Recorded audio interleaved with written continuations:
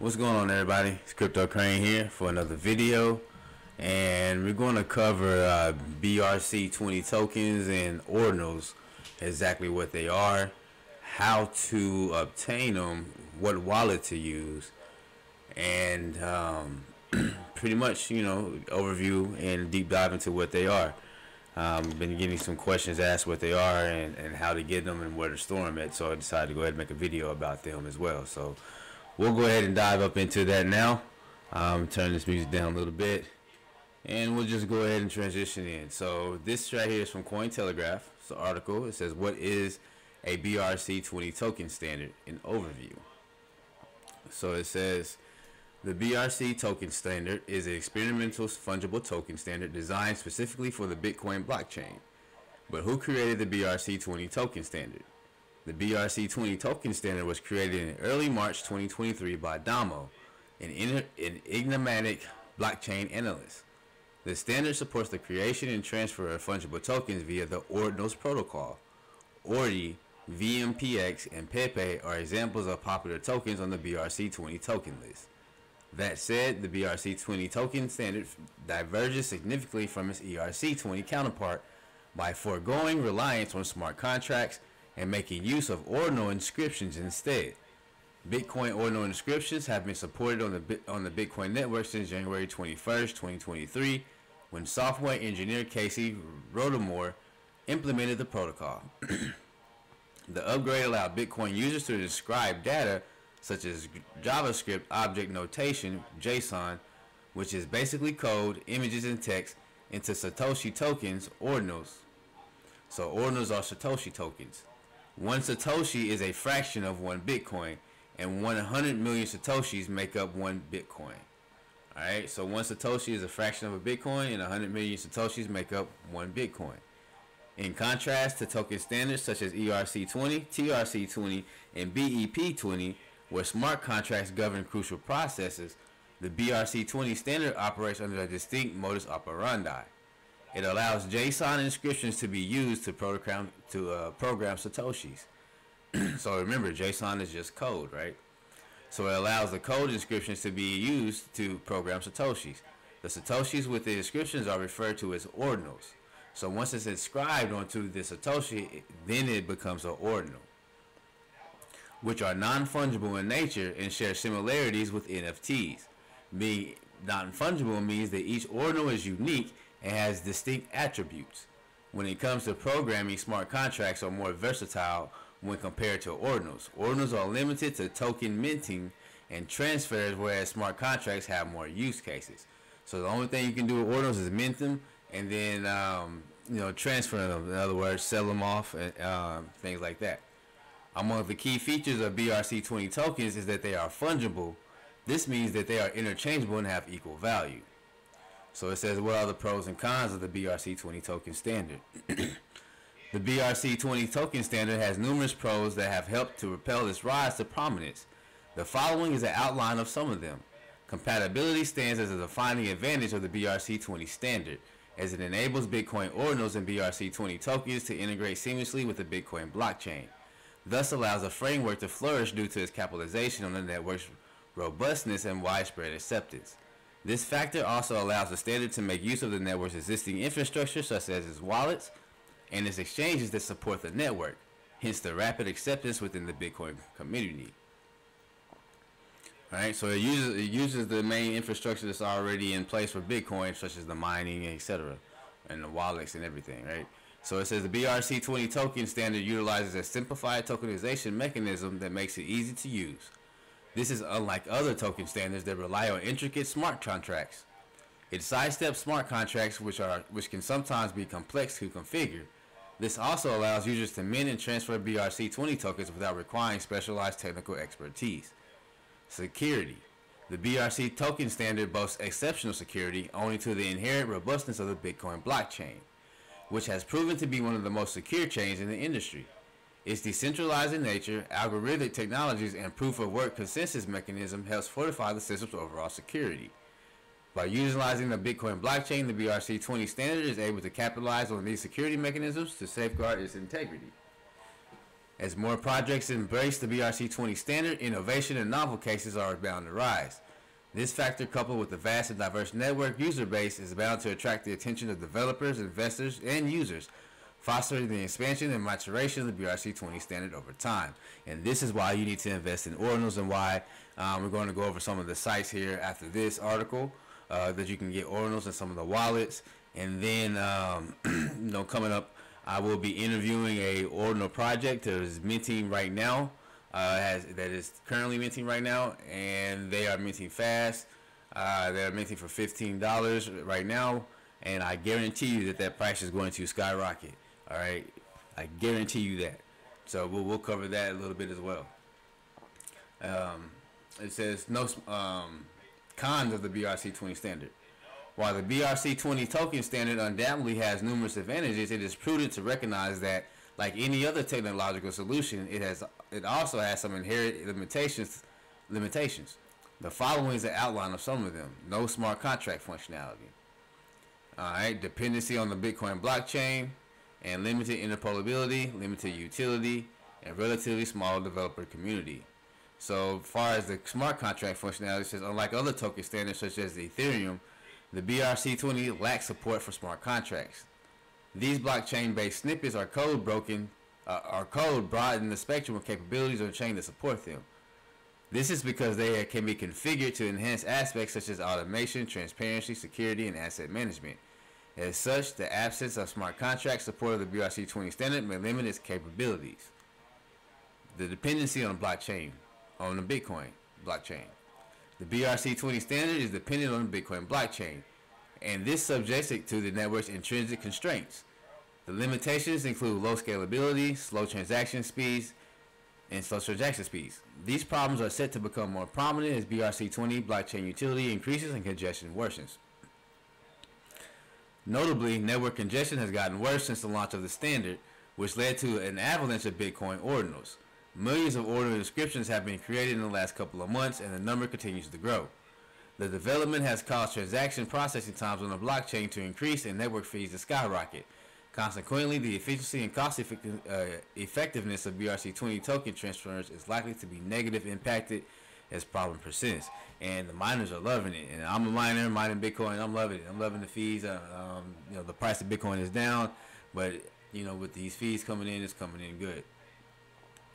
The BRC-20 token standard was specifically tailored, limited interpolability. So it was specifically tailored to function within the Bitcoin blockchain system.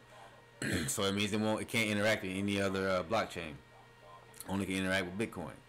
Limited utility. Primarily designed for the tokenization of fungible assets, the BRC-20 standard is unsuitable for the tokenization of non-fungible assets or the implementation of complex token features such as tokenized ownership rights or conditional transfers. As such, projects that necessitate more specialized tokenization functionalities that go beyond the BRC-20 standards capabilities are likely to seek more feature-rich token standards. And then the small developer community, which this is actually growing. So yeah, I wouldn't even worry about that too much. So how do you buy them? It says it's imperative you have a Bitcoin Taproot enabled wallet such as Unisat, which we're going to cover, or Ordinals wallet, which I don't recommend Ordinals wallet because it has been compromised over the weekend, so I would not recommend using that one. When buying the coins via a marketplace that supports BRC-20 tokens, the wallet should be connected to the platform and ideally have funds in the form of BTC to pay transaction fees. Before buying, it is important to compare the price of BRC-20 tokens with rates in the wider market. If the price is good, one should proceed to verify whether the seller is genuine. This can be done by cross-verifying the wallet address balance with the balance reflected on the Unisat.io wallet. This is to make sure that the wallet balance is exactly the same as that of the seller. This helps to avoid scams.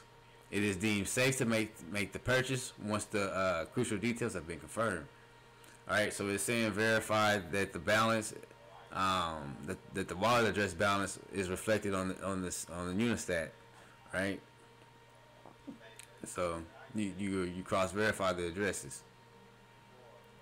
And so, what do they say the future of it is going to be? It says, the ceaseless evolution of the blockchain technology industry, as well as its burgeoning community and expanding user base, are elements that could increase the utility of the BRC-20 token standard, which I agree. Which one of these NFT projects that I'm about to mention and speak about, they actually have some utility with it, with their BRC-20 NFT project.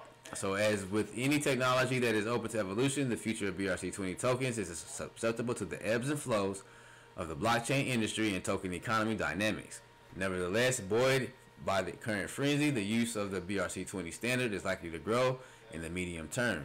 That said, BRC-20 tokens in their current state have yet to establish a track record akin to that of their counterparts, supported by protocols such as the ERC-20 token standard. Because the BRC-20 standard is still in the experimental phase, BRC-20 tokens are presently not considered ripe for investment. While these tokens hold promise and demonstrate potential within the realm of blockchain-based digital assets, the evolving status necessities are a discerning approach. I mean, I kind of disagree with them on that. I mean, I think that they're good to actually do that. And so this is how it goes right here. It's a mint function. You have a balance. You mint, the minter, and it describes, it goes to the minter address. And you have a transfer function, and how you transfer it goes. You just transfer to a sender, send inscription and receiver, and balance to the balance, and then it goes that way as well. Okay. Now, what are the sites that you can see the actual marketplaces, should we say? So, first marketplace that we're going to go to is called Gamma, right? This is Gamma, and what you do, you connect your wallet, and you know, you can connect that. Actually, let's see. You go Gamma, and you go to the ordinals right here. It's Gamma.io collections gold coins. I'll post the link in the description, and you click here. You connect your wallet, and you go. Either you can buy in Bitcoin, or you can buy in stacks, right? So what is stacks? You know, this stacks is at 59 cents, and this is stacks. It's a Bitcoin layer for smart contracts. Okay. So you can buy some stacks, and you can either buy this in Gamma on stacks, or you can buy in Bitcoin by using the Xverse wallet or the Hero wallet, or etc. Okay. And as you can see, let's go to let me see here. Go to ordinals, top collections. As you can see, the top collections, and as you can see, how much they're going for. Correct?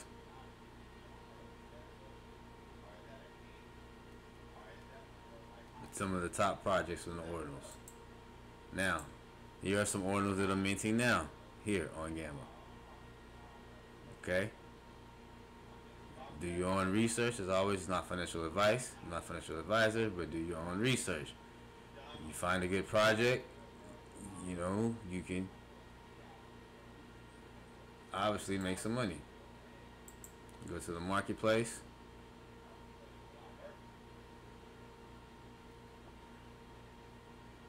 As you can see,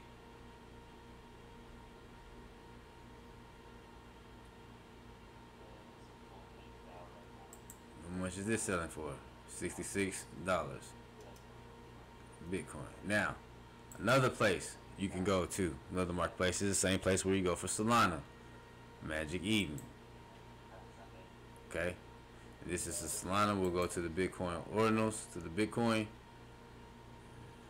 Sign in with my Unisat wallet, which I will hit this afterwards, show you where that is and where to get that afterwards, and include the link in the description. And as you can see here, some of the Bitcoin Bear Club, 0.01 Bitcoin, which is like $400, I think. Okay. Now you can also get to the one sites that are minting. You go to the Launchpad, and you can see when they're minting. Go to their website, look at their ecosystem, look at their team, look at their Twitter, go in their Discord, all of the above. Do your research. Come down here, look at the Launchpad and see when they're minting. And this looks nice. I like this one. Public mint is at 0.012. It's probably $100 and some with the Bitcoin. 21 monkeys. 63 total items. I like this. I'm gonna have to watch this one.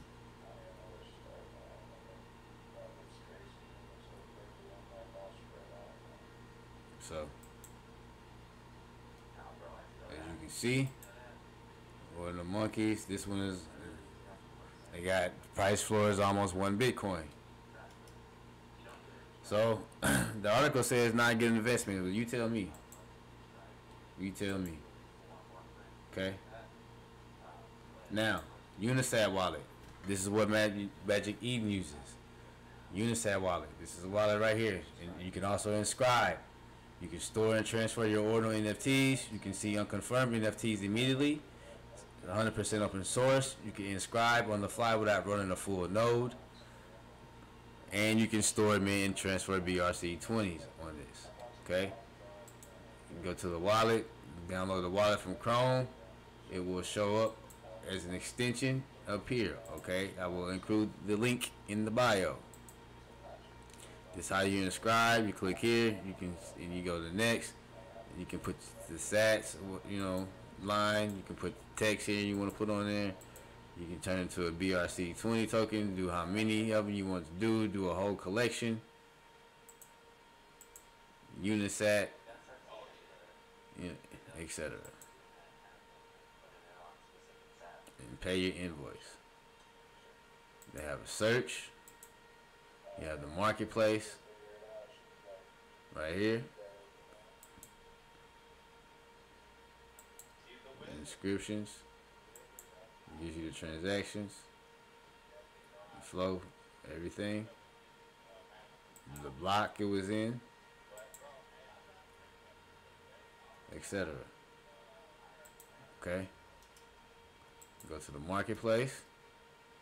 And as you can see, some of these are going for 6 million Satoshis. That's $1,769. Inscriptions, okay? Ordinance. Go to Unisats. These are the extensions, the names, and numbers. Like ENS names, I guess, kind of, sort of. And that. Right? So, how do you do it? Step-by-step guide. Unisat wallet supports transfer of BRC-20. And it says follow the steps to guide below. Make sure your version of Unisat is 1 of 1.15. Switch to the settings tab and scroll to the bottom. Verify the version number to make sure it is 1.1.15. Switch to the home tab and click the BRC-20 tag. Each card here represents a specific BRC-20 tick, like ORDI, containing multiple associated inscriptions. Please note that the balance contains 2 parts. Transferable. The amount here has been inscribed into 1 or more transfer inscriptions and can be transferred immediately. Right? So available. The amount here is available as part of your balance. Right? So see, look, balance 4,000. But not transferable yet. To spend it, you must first inscribe a certain amount into a transferable inscription. Click one of your BRC-20s to check out the details. All of your associated inscriptions are here. The green ones are transferable. Please note we have no transferable inscription yet on the screenshot below. Then you click transfer, inscribe transfer. Click the transfer button. Choose how you want to, how fast, pay and inscribe.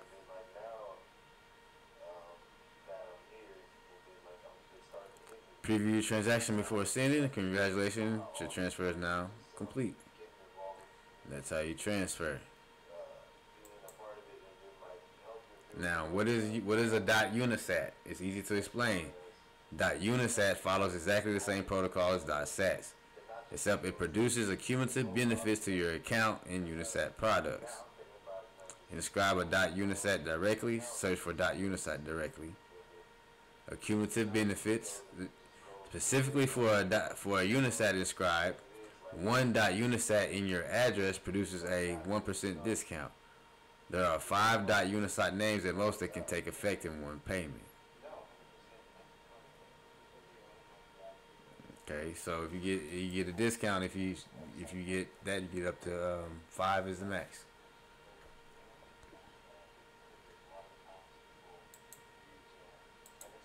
So Unisat OG Pass collection.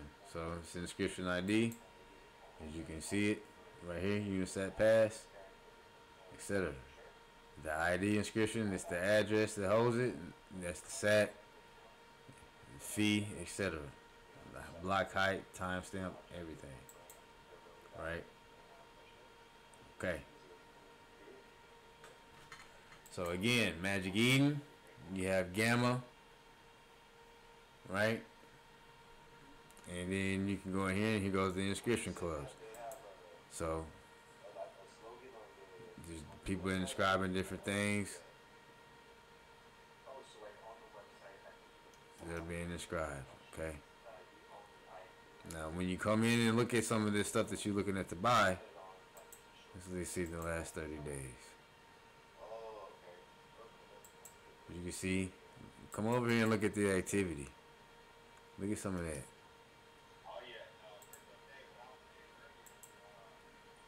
Hour, 2 hours. Look at the activity. This is when the last time somebody's bought one. Alright. Alright, so you guys tell me what you think. Do you think that it's y'all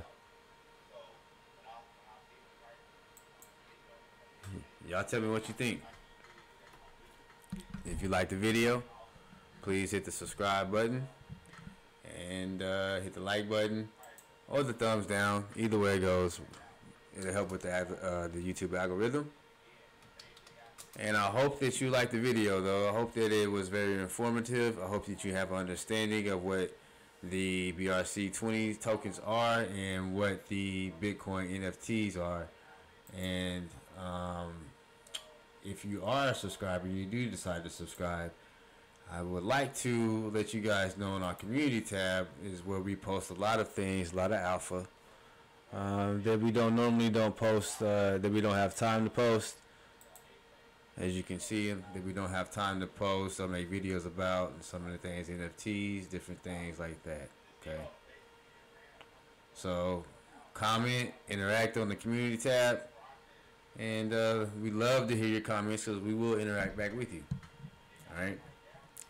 Thanks for watching. Share with your friends, and if you're not subscribed, subscribe to the channel, and let us know what you think. All right. Peace.